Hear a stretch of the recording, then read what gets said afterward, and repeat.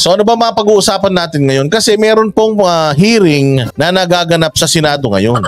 Itong hearing na pinangungunahan pala ni Senator Bato de la Rosa ay kanyang iniimbestigahan itong mga nagre-recruit sa mga komunista o yung mga nagpapanggap na mga mambabatas, nagpapanggap na maganda yung hangarin sa bayan, sa kabataan, pero yung pala bine-brainwash na hanggang sa tinuturuan ng maging talipandas, tinuturuan ng maging mga animal, tinuturuan ng sumuway. Una, pasasawayin nila yan, pasusuwayin nila yan sa magulang. Siyempre, pag sumuway na sa magulang yan, sasabihin nun, job well done.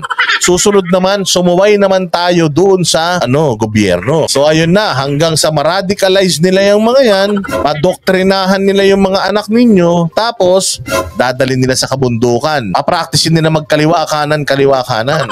Pag kanila na na-practice ng kaliwa kanan yan, bibigyan na nila ng armas yan, tapos palalabanin na nila sa pamahalaan yan. So maraming mga nagbalik loob na iniimbestigahan ngayon or kumbaga kinakausap ko yun ng Senado at kanila pong pinaaamin itong mga tao na to kung pinapakwento kung sino yung mga nag-recruit sa kanila. Mga matataas na opisyal po ito ng kilusan. At yung Senate, kanilang iniimbestigahan ay yung terorista, yung komunista, yung mga rebelde. O kabaliktaran naman mga bossing sa Kongreso, ang kanila namang iniimbestigahan ay yung mga journalist na nagpapahayag lang ng kanilang saloobin. Actually, nagtatanong-tanong nga lang. Tapos ito pa masaklap. Sa Congress, nagpakulong pa sila ng mga journalist. Nagpakulong sila ng journalist dyan sa Congress. Tapos, nakakatawa sa Congress, yung mga sinasabi dito sa Senate na mga sangkot sa pag-ngidnap ng mga kabataan para i-brainwash at gawing kalaban ng bayan, sa Congress sila yung mga nagtatanong-tanong dyan. Kaya nga dito ko masasabi mga bossing na alam mo somewhat, maganda tong ginagawa ni Senator Bato. Ang ganda. Maganda tong ginagawa ni Senator Bato. Pero ito, gusto ko lang sitahin si Senator Bato.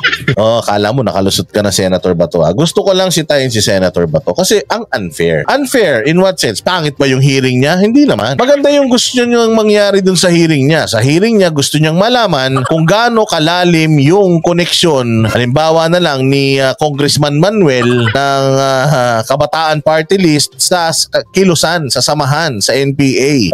Kasi hindi ba, gusto natin ng peace talks with the communists. Actually, the communists wants to talk peace with us.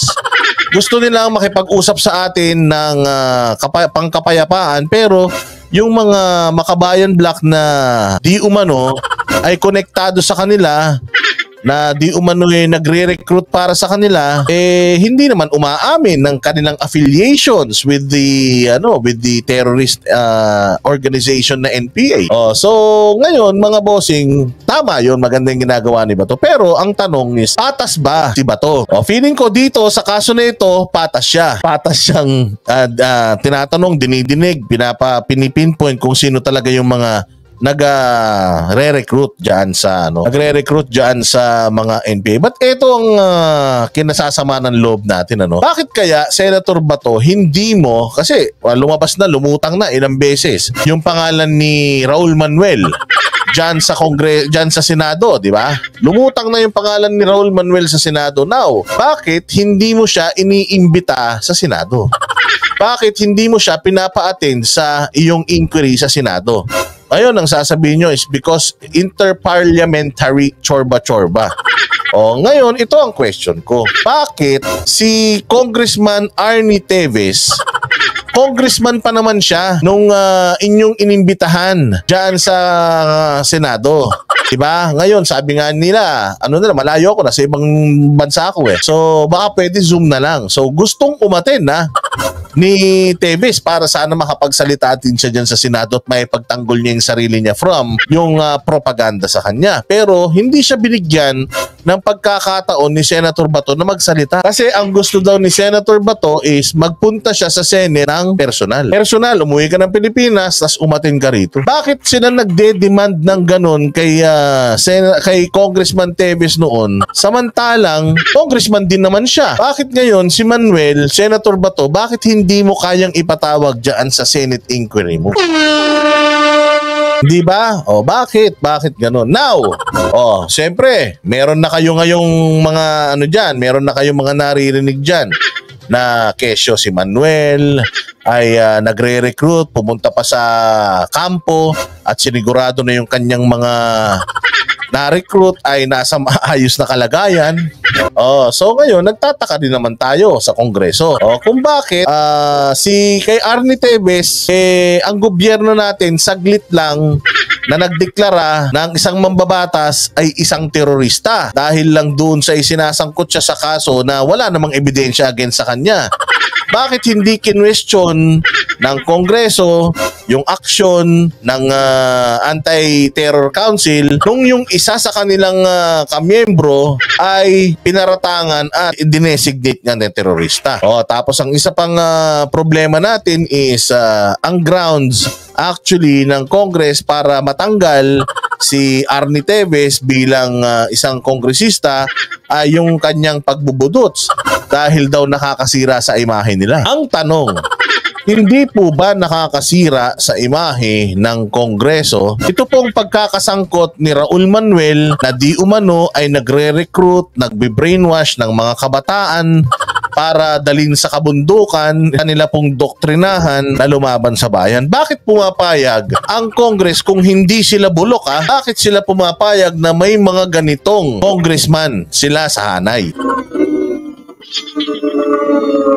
Ayan, kaya yun ang nakakapagtaka. Bakit ang bilis nating nagdesisyon kay Bato de la Rosa. Ang bilis nating nagdesisyon kay Congressman Arnie Teves, pero bakit kay Raul Manuel hanggang ngayon pag-alagala pa yan diyan. Yung isa may kaso din naman. May kaso ng kidnapping. Nahuli talaga yun sa akto. Nakasama yung mga bata na iminamarcha, danadala kung saan, na hindi alam ng mga magulang, mga minor de edad. Ngayon, nasampahan din yun ng kaso ng si Franz Castro. Nasampahan yun ng kaso ng kidnapping at saka kung ano-ano pa. Tapos, nagpiyansa. So, piyansado lang. Ang tanong, kamusta na yung kaso niya? Hindi ba may mga ganitong kalalalang mga kaso? Bakit pinababayaan nyo na nasa hanay ninyo? Bakit nung si Raul Manuel, yung gustong imbitahin sa Senado, nagdadahilan sila ng parliamentary immunity? Diba? They have parliamentary immunity daw, kaya hindi sila pwedeng ipatawag, interparliamentary, ibig sabihin, interhouse, yung Congress, hindi pwedeng ipatawag sa Senate, yung mga senador, hindi pwedeng ipatawag sa Congress. Pero bakit nung si Teves, inimbitahan sa Senate at yung Congress, yung House of Representatives, hindi naman sila nagreklamo.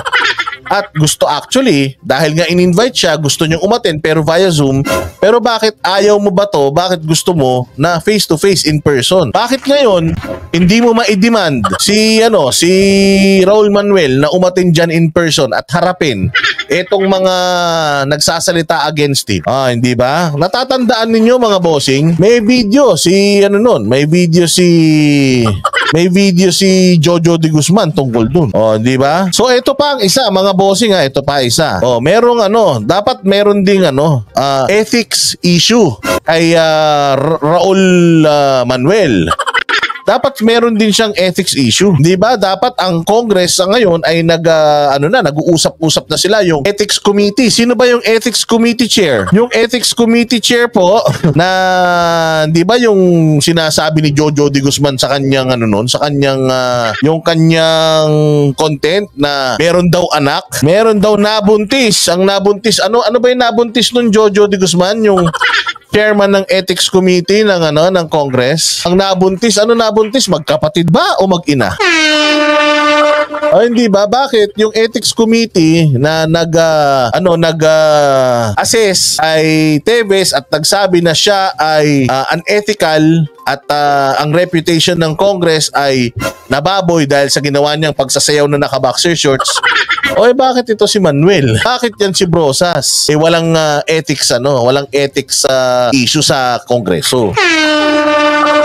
Oh, one of these days, papakita natin ulit yung content ni Jojo de Guzman patungkol dyan sa yung meron daw anak sa labas na hindi daw sinusuportahan. So ano ba yon? Ano ba yon? Yung sino ba yon? Pakilagay nga dyan kung sino. Magkapatid binuntis.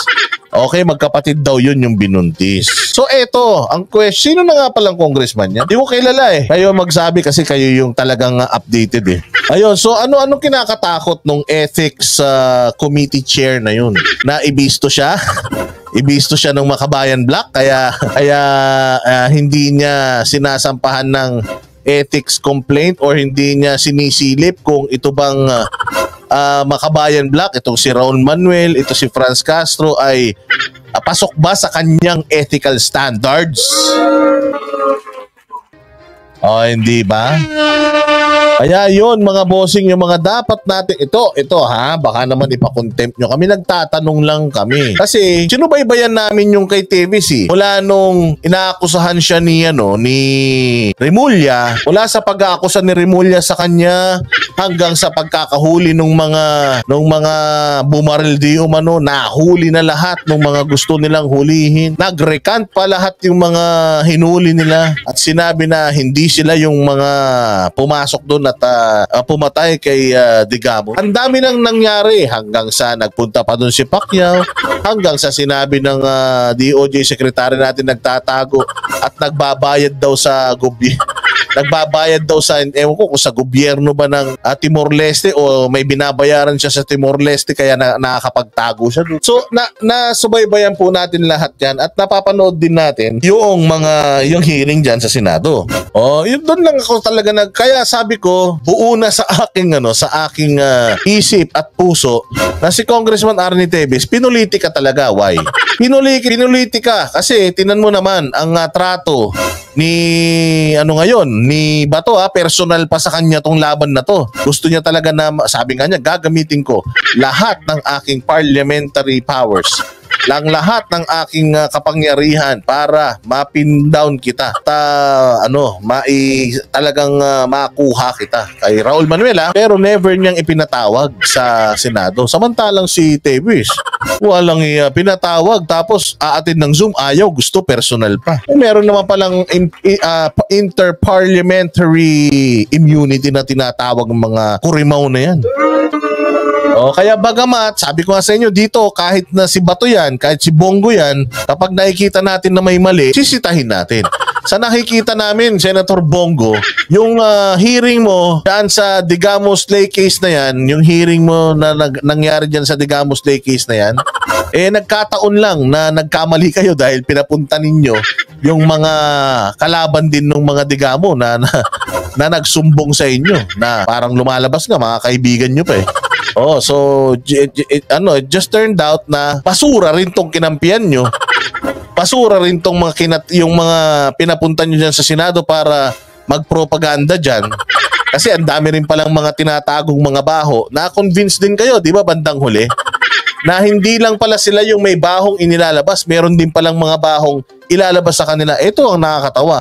Yung mga naglabas ng baho sa kabilang partido, mga dati pa nilang mga kasamahan, dati nilang kaibigan, dati nilang kasama, kaklase, ni hindi bayad, ni hindi kakampi nila Teves. Kaya yun po ang gusto nating itanong. Senator Bato, nagtatanong lang po, bakit hindi mo mapatawag si Raul Manuel dyan? Samantalang si Teves na ipatawag mo dyan. Dyan naman sa Congress, ang tanong ko lang po, kung si Raul Manuel po ay nagre-recruit para sa, according dun sa mga naririnig natin sa Senate, kung si Raul Manuel ay nagre-recruit po para sa kilusan, sa kilusang makakaliwa sa mga rebelde. Bakit po walang ethics complaint or ethics inquiry patungkol sa kanya? Bakit po may mga congressman po dyan na may mga kaso sa ombudsman dahil sa malversation or sa hindi pagliliquidate ng mga budget nung sila yung mga politiko? So bakit hindi nyo po sila sinasampahan ng kaso na ethics? Kaya baka lang po, nagtatanong lang po kami. Pwede nyong sagutin, pwede ring hindi, wala namang problema. Oh, pero kung sasagot kayo, papatawag kayo ng Senate ng Congress inquiry para sagutin lang 'yan. Wag na, i-text nyo na lang kami. Gusto lang namin sagot. Kung sasagot kayo, go. Kung hindi, okay lang din. Walang pilitan. Basta wala nang tawagan ng Senate inquiry ay ng Congress inquiry or in aid of legislation kasi alam na namin ang patutunguhan 'yan eh. Oh, patutunguhan 'yan. Pucha, hindi ako pwede mag-hunger strike.